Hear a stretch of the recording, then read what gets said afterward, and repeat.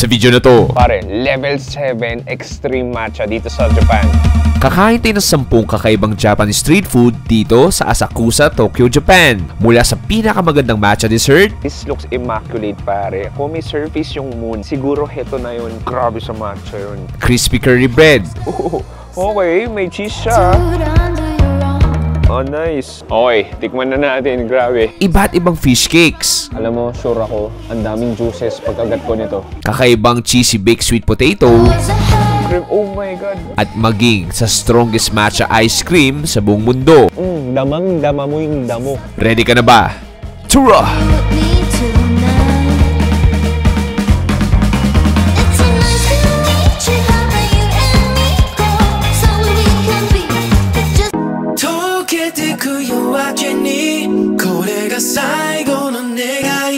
Asakusa is one of Tokyo's low city districts, where an atmosphere of the Tokyo of past decades survives. Makaluma, sinauna, at historical. Pero sa kabaliktaran nito ay pagdating sa pagkain ay sobrang innovative, unique, at creative ang mga Japanese food nila dito. Kaya naman ngayong araw, samahan niyo ako mag-food crawl dito sa Asakusa.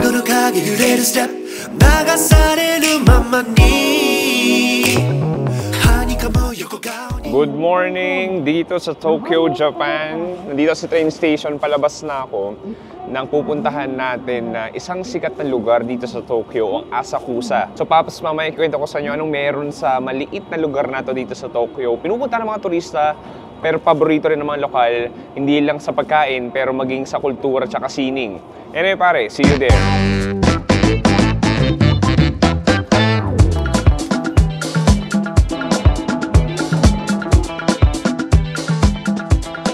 Pare, unang food trip natin, dito tayo sa Asakusa una na isang maliit na unagi rice bowl shop. So basically, ang unagi, yun yung signature Japanese grilled eel.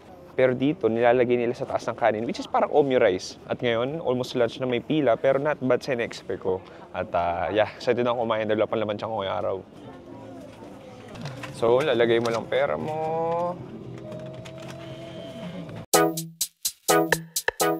Okay, Paps. Medyo naiksi lang yung pila, pero medyo fast-paced sila doon.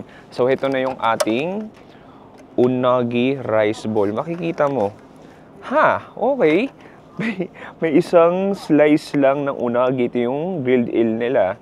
Tapos may kanin sa ilalim. Alam mo, gusto kong tikman, yung unagi lang mismo. Oh, sobrang lambot, sobrang delicate niya. Okay, pare, lumipat na ako. Dito pala eating area nila. So, sa dami ng tao nakakaharang daw ata sa daan at very strict dito sa Asakusa. So, meron silang designated dining area. Sige, anyway, balik na tayo. So, ito yung ating unagi. Sige, sobrang delicate niya. Oh, sarap. I mean, malambot. Very savory, very sweet.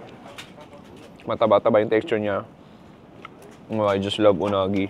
Tapos pwede mong gawin, kuha ka ng konting rice. Medyo nagpahinga na yung kanin nila. May kalamigan na. Huwag ka na mag-chopstick. Gawin mo na lang parang sandwich. Look at this unagi. Just jiggling around. Okay, cheers.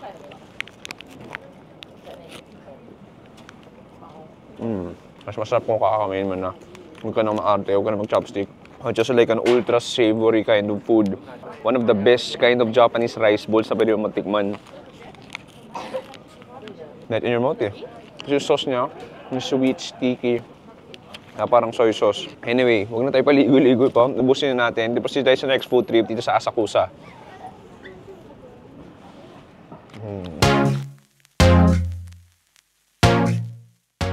Okay, next food trip natin. Kain tayo ng matcha crepe. At dito yan sa isang maliit na alleyway. Katabi lang halos din ng unagi rice bowl. Swerte tayo. Pangatlo na tayo agad sa pila.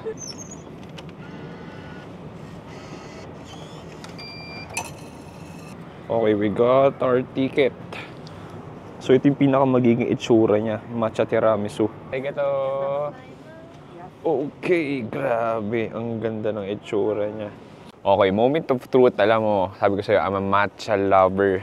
Any kind of matcha, kaya kong kainin, kaya kong inumin, kaya kong singutin siguro. This looks majestic, this looks immaculate, pare. Kung may surface yung moon Sabi nga ni Paolo from Tokyo, siguro heto na yun. Alam mo kung tutuusin, parang ayoko siya sirain eh. Sobrang ganun, parang siyang art. It's like a matcha art. Sige, tikman natin, bahala na. Hindi ko alam kung paano, makalat to. Cheers!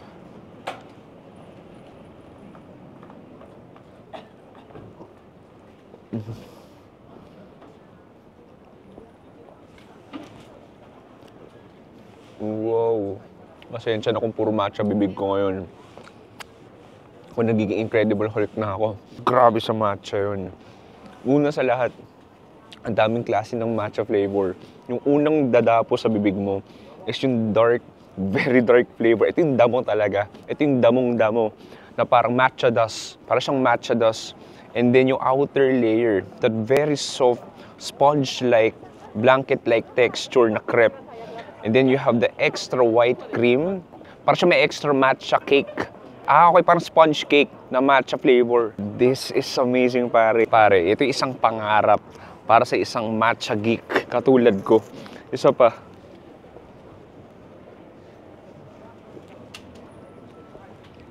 Hindi ko siligod. Grabe. Alam mo, ang sarap ng quality ng crepe. High quality, pare. Pwede mo itong ibenta sa roastan sa sobrang high quality niya. Anyway, pasensya na Incredible Hulk clips na ako ngayon, pero it's worth it naman na dumihan yung bibig ko gamit itong matcha crepe. Grabe, hindi ko akalain nakakain ako ng gantong klaseng matcha food dito sa Asakusa. Though alam ko naman dahil research ko muna bago puntahan to. Nagjo-joke lang ako. Ang sarap lang din talaga. May extra crunch texture sa loob. Paps, nagsisimula pa lang tayo dito. Hanap pa tayo next food trip dito sa Asakusa.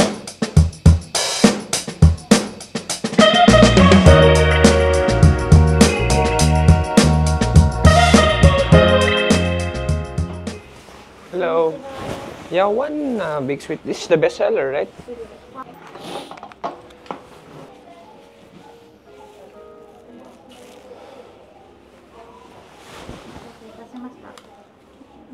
Yeah, one. Arigato gozaimasu.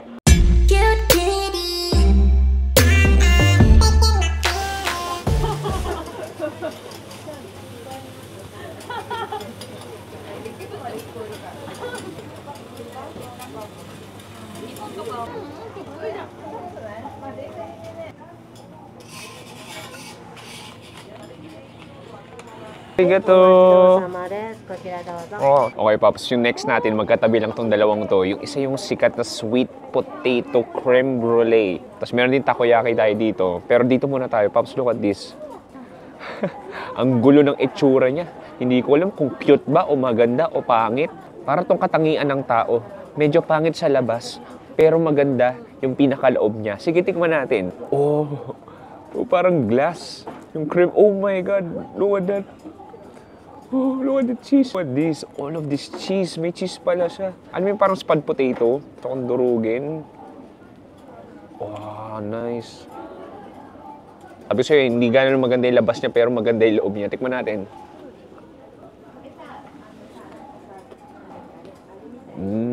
Wow. Parang binihisan mo na magara yung kamote.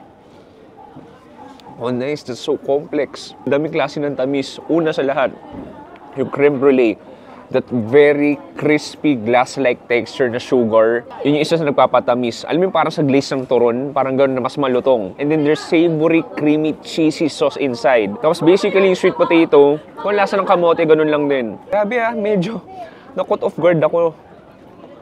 Sobrang unique, sobrang interesting ng pagkain na to. Try ko yung labas. So, halata na tinusta muna yung binake to Kung may baked potato, ito baked sweet potato with cheese and that sugary creme brulee.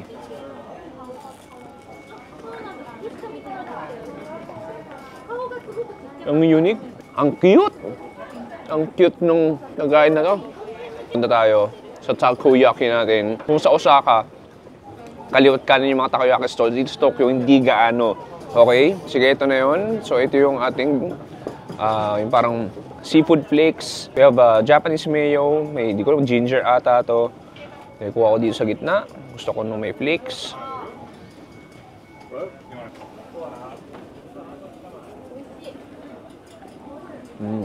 Sarap. Sarap nun. Very bouncy and creamy inside. The chunks ng octopus nandun. Yung sauce natin, like a dark sweet soy sauce na may konting alat. And then of course, yung Japanese mayonnaise nandun. And then, there's extra hint of saltiness galing sa seafood flakes. Okay, isa pa. I think so far, no? Kahit sa Osaka, parang isa to sa best versions tikman ko. Lagyan ko nung nito. Parang ang ginger nila. Pickled ginger. Pops, di pa nang tapos food trip natin. Hanap tayo next food trip dito sa Asakusa.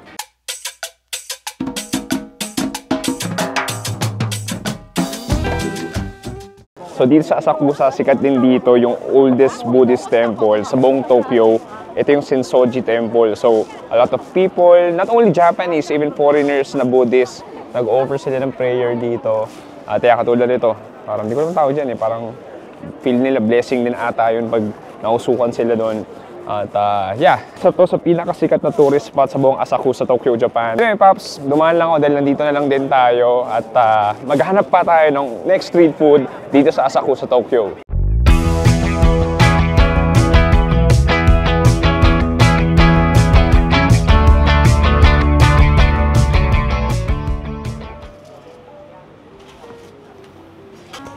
That's beef and pork.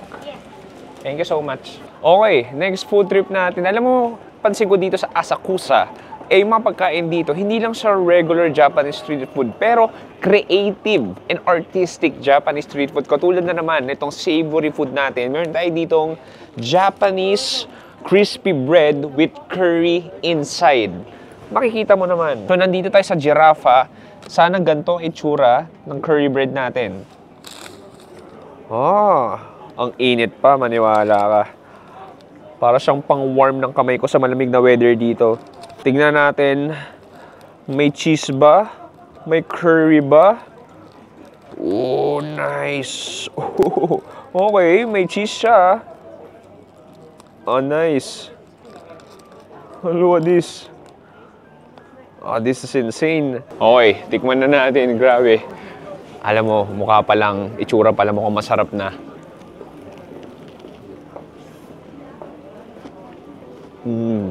Asakusa. Wala pa ako nakakain hindi masarap. Ang sarap. Just like ultra savory curry heaven na naglalaro sa bibig ko. Yung outer layer, sobrang crunchy, parang katsu na rin. And then there's generous amount of that oozing, gooey cheese. Alam mo, somehow it reminds you of eating a pizza.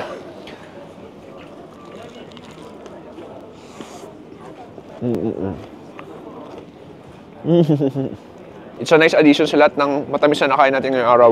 Ang sarap nito. Ang sarap, ang sarap. Alam mo, sana ng bata ko, ito na lang yung Reese's ko, hindi yung tasty bread na may Lady's Choice. Pero okay na rin, masarap din naman yun. Anyway, sa mga gal,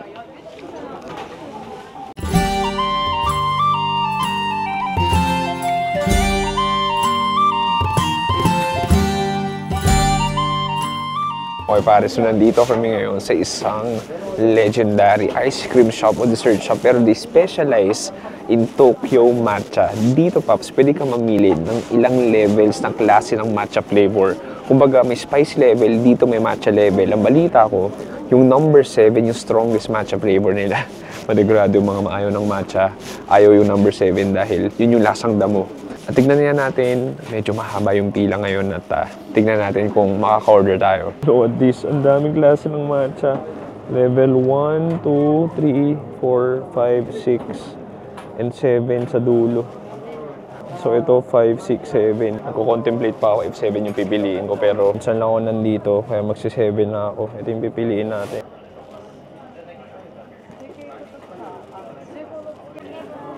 Yeah. 7? 1. Moment of truth, ito na yung aking matcha ice cream kay Audrey.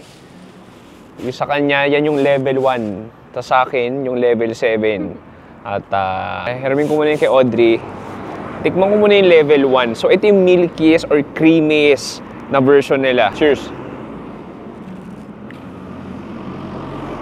Alam mo to, para tong 15% matcha, 85% vanilla. Parang ganun.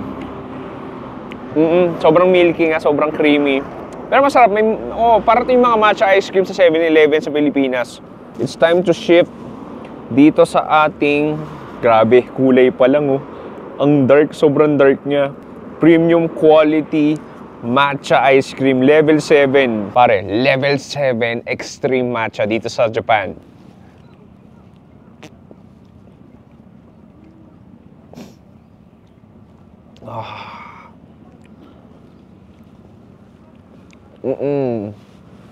Para kang kumakain ng malamig at maghahatas na damo.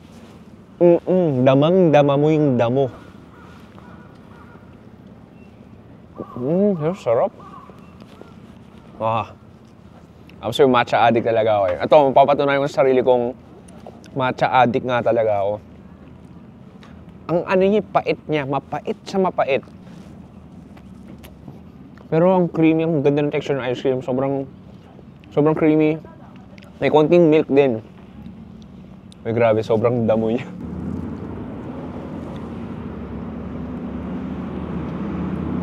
Wow. Alam mo nga, worst pa yung expect ko eh. Masarap naman. I mean, pero kung di ka milig sa matcha, panigurado masusuka ka. In all honesty, masarap siya. Titikman ni Audrey level 7. Oh no!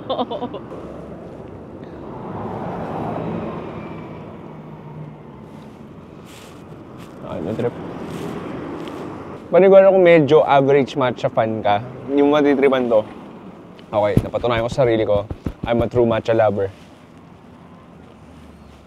Ubos pare. Ubos yung level 7 matcha ice cream natin.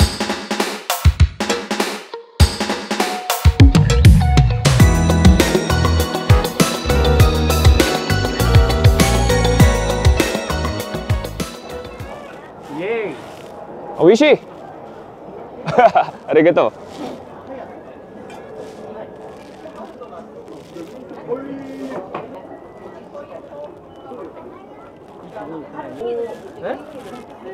Okay, pare, ito yung fish cake natin. Lalagyan niya na ng sabaw. Nice.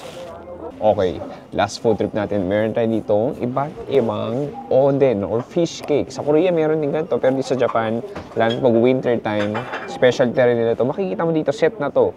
So may nakita tayo itong tofu.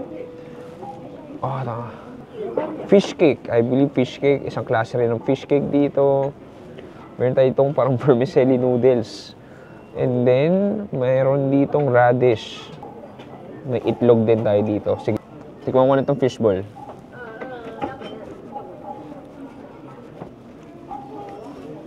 Hindi siya fishball.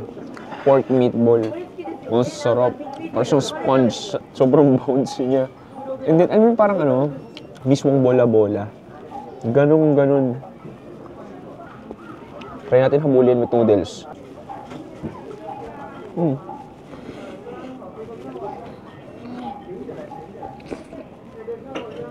Akala ko vermicelli noodles. Pero hindi. Pero feel ko rice noodles ito, pero sobrang springy. As in, parang siyang may mga spring sa bibig mo na tumatalbog-talbog. Gawin natin, kukuha tayo ng mustard. Punta tayo dito sa tofu natin. Biyakin natin. Oh nice, ang lambot. Soak natin sa sabaw. Tofu ba yun? Parang hindi. Hindi, tofu siya. Sobrang silky niya. And it's really dense. As in, parang ang daming tubig sa loob. And in this one, hindi ko alam kung mustard o horseradish siya, pero lasa siyang wasabi. It gives an extra kick. Extra kick, extra spiciness. Ano, this one, tikman ko to. Lagyan ko ng chili powder. Oh, this. Alam mo, sure ako, ang daming juices pagkagat ko nito. Ito tofu. Wala siyang fish cake, pero ito yung sure ball kong tofu. Nice. Kakaibang texture, sobrang kapal. It's so thick na parang kumakain ka na rin ng karne.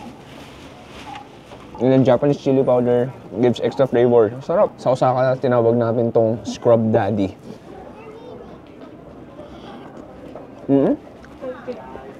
Parang sayote yung texture talaga nila. Alam mo, I just enjoy this bowl of oden. Lalo na yung winter time, it gives you extra hit. Pero sa same time, simple lang siya. Pero very comforting eh. Ang sarap, panalo. Okay, let's go sa egg. Lasang itlog na naman. Normal na itlog lang. Hindi ka lang, Pops, okay ka na naman. Lasang itlog lang. Habulin natin with noodles. Nagubang mo sabaw nga. Alam mo yung sabaw niya, hindi ko alam saan siya gawa. Piling ko isda eh. Or parang clam soup. Parang ganun yung flavoring niya. Ito yung parang, hindi ko alam, seafood patty ba to or what? Lagyan natin ng horseradish or wasabi nila na dilaw. At hindi ko alam kung ano to. Nalagay ko na lang din. And then, a hint of chili.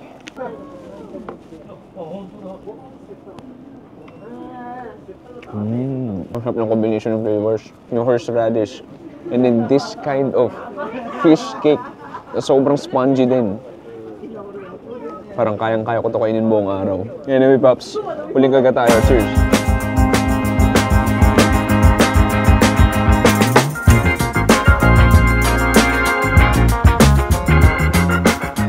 Pops, dito nagtatapos ang ating isang malupit na Japanese street food tour dito sa Asakusa, Tokyo, Japan. Ibang klase. Isipin mo from that very creative, iba't ibang desserts, yung matcha crepe, tapos yung unagi rice bowl. Actually, yung unagi rice bowl kanina, to be honest, medyo mahal siya. Ang liit lang yan, hindi nakakabusog.